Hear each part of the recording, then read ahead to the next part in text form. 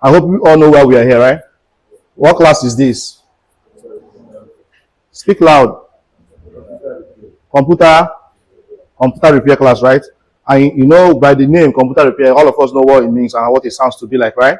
This is actually our day 4, right? At least we are progressing. We have done a lot. From the first day, we did the introduction. The second day, we did some hardware, peripherals, and how components are being connected on the motherboard, right? So the third day, we did an SSD upgrade. The process where we will remove the hard disk, then we'll put an SSD, right?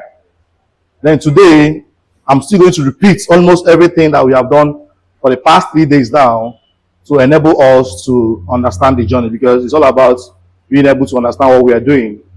It's not about getting to know everything, but it's just to be perfect to little one you have already learned so far. So today, we are going to do what we call a system upgrade. This system here is an HP Notebook 14, and this system makes use of HDD. So right now, we are going to remove the HDD and insert an SSD SATA type to it, and then we load our preferred operating system. Our preferred operating system, we can put Windows 10, we can choose to put Windows 11, but basically we're going to put Windows 11, the latest Windows operating system, with the help of our bootable device. Now we proceed. First thing first, we just need to remove the battery, because this system has an external connected battery. First, then I have my screwdriver here with my magnet on it, locally made by me. As a computer doctor, I manufacture this one as a Nigerian man I am. So before I start losing my laptops, I always like putting safety first, because this is screen and it has to do with precautions. Okay, I place it on the table flat and make sure there is nothing to obstruct it. Then I lose. How many of us have lost a system before? The last time I told you guys the tricks in losing. I thought about being firm when you are losing. When you put a screwdriver, you have to hold it firm and then turn once. You don't have to scratch it. This work is all about practice, and practice makes perfect. It's all about looking at it.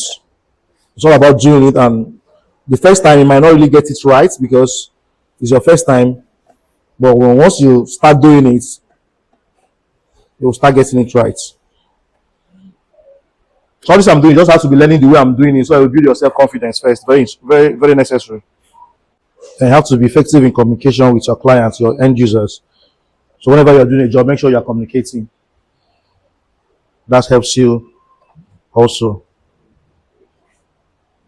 Very communicative. You have to know how to communicate effectively. I don't know if you understand something. You have to know how to communicate effectively. That's how you come to be an expert in whatever you do. Because once you are doing it, once you are unable to communicate, it will make it so difficult for your end user or someone you are trying to teach to understand what you are doing. So what we do here, this is called system disassembling. I'm trying to disassemble the laptop to get to the motherboard so I can do my upgrade.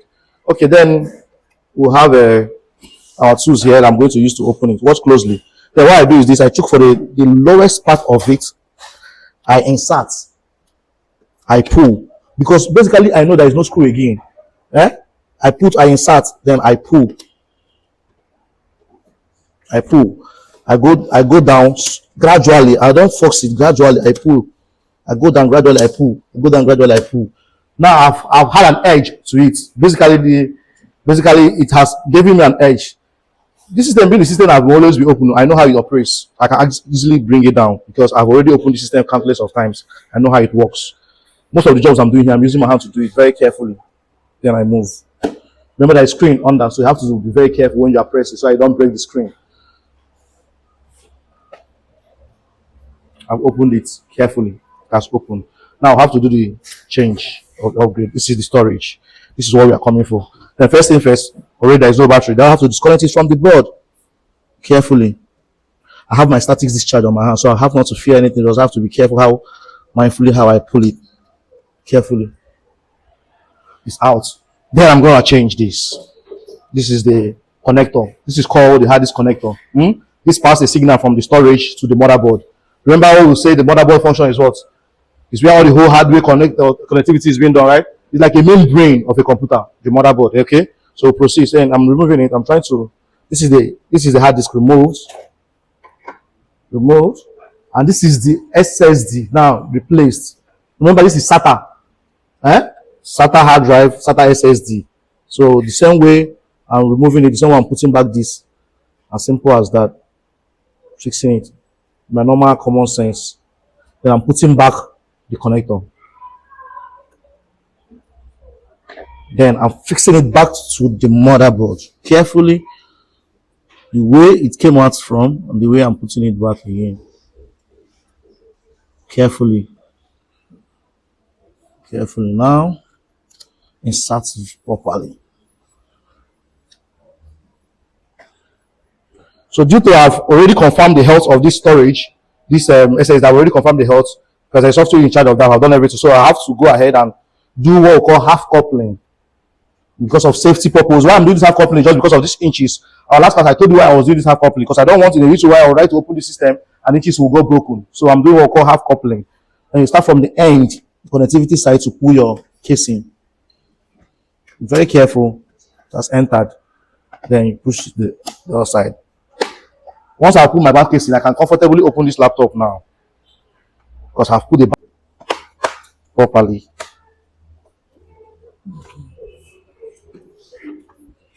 Then I'll put my inch screw to be in a safer side.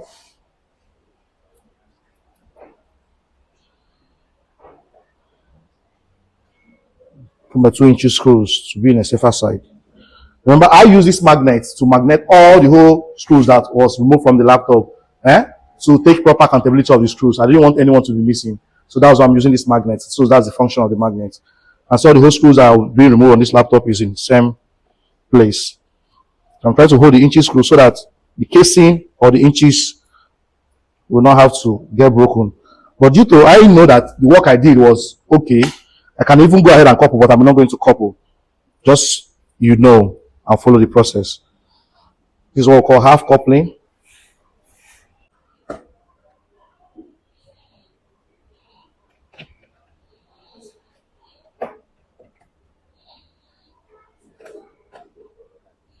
So when I put it back, to make sure you lock everywhere. There's a symbols on the battery that shows you when the battery size that goes lock and the side that helps open it.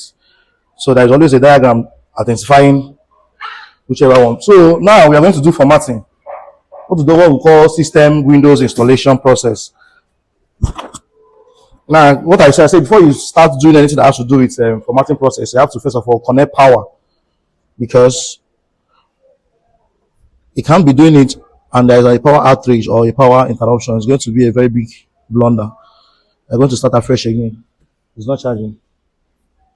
Is it not connected? Well? Okay, it's not on the socket for me. Okay. So, what did we say? Which process did we say we undergo when formatting a laptop, especially an HP laptop? Who can format this system for us? I just want to come and format this laptop now. This is a bit. I've already created a bootable.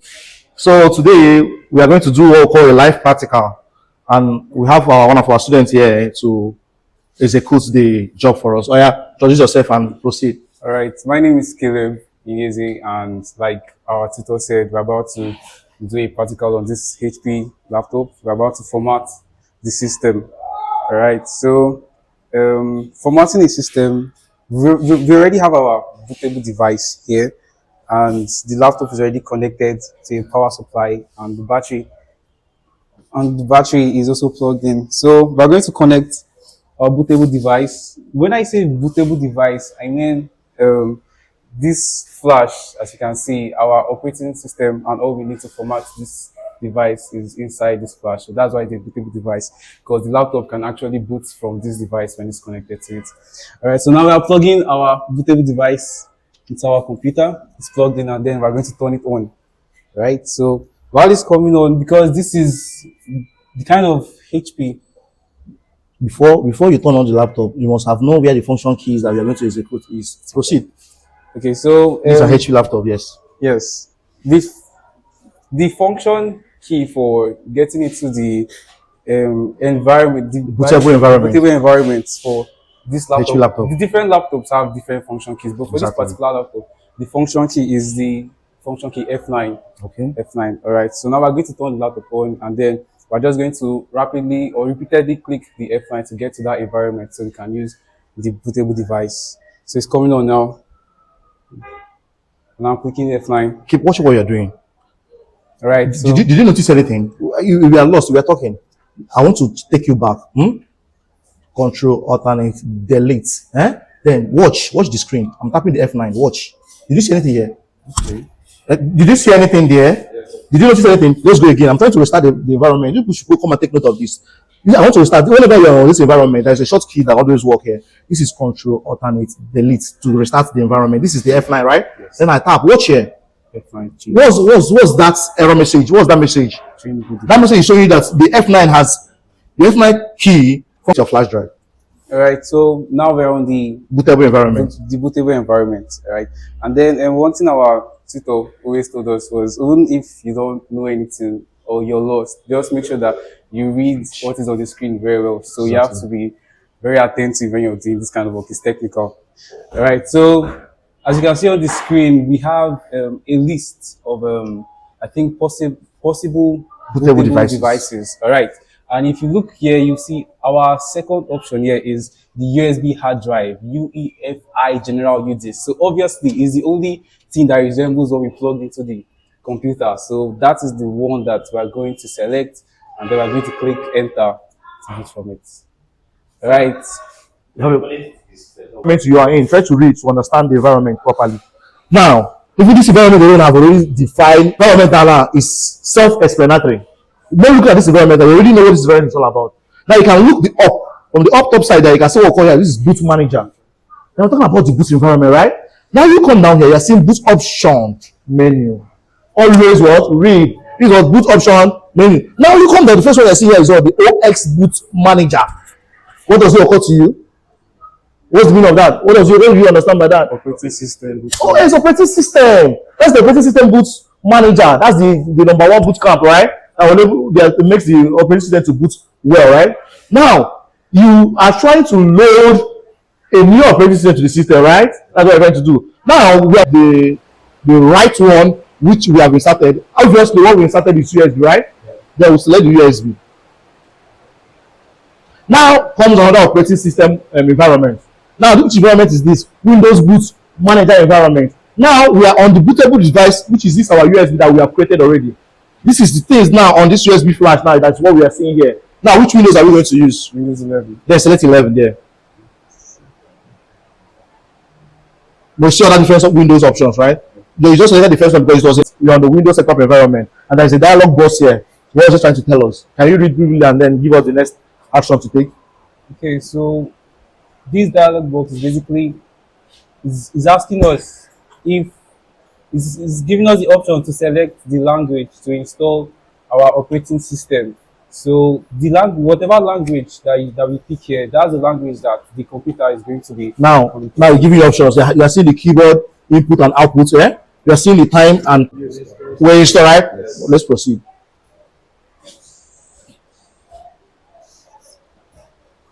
So the installation program, what I see here, setup is what? Starting. So computer is garbage out, and computer, if you flow computer with what it gives you, computer always gives you an earlier information to enable you understand where it is leading you to. For example, when something happens in the computer, so call what's the error message? As a computer engineer, you always ask questions to enable you fix your bug very fast and easy. They ask your customers, what's your challenging? What's the error message like? Can you snap? Can you screen? That is the easy way to interpret their problems. Now we have another environment. What's that environment? Windows setup. Select the operating system. Okay, so here you select the operating. No, just read very well. I want you to understand what the environment is always talking about. This environment is telling you now has series. We started with should I go back? Windows 90s, Windows 95, Windows Me, Windows Vista, Windows XP, Viana. Before we started getting to Windows 7, Service Pack 1, Service Pack 2. Now we have Windows 8, Windows 8.1. Now we have Windows 10 and Windows 11. So these ones are just generation process, which the updates and the recent Windows are being released. Windows 11 currently is the recent Windows we have in terms of Windows operating system. You understand? So it's not bigger than any laptop. It's just that it has limited laptop it can enter, depending on the version of the Windows. I want to talk about generation of that. Do you know the generation we are in? So we're talking about, how many of us are using the recent laptop in Nigeria now? Do you think about recent laptop now? We are in 2026. Do you think about the system that is being produced this year now will be cheap? It will not be that cheap. And people are still using it. But the highest window you can stay inside is Windows what? 11. That's the highest window because that's the highest operating system currently. So there's no way that you that is using Windows 11 on your older generation will not still execute or get whatever they are getting. It's the same thing, but we're not talking about generation. Now, what is generation? It's not about the recentness of any product you are acquiring. If you are acquiring this system this year now, this particular system this year, I'm going to acquire the recent one they just produced this year. And it cannot be something with this one. Are you clear now? So generation has nothing to do with operating system. But operating system has something to do with generation.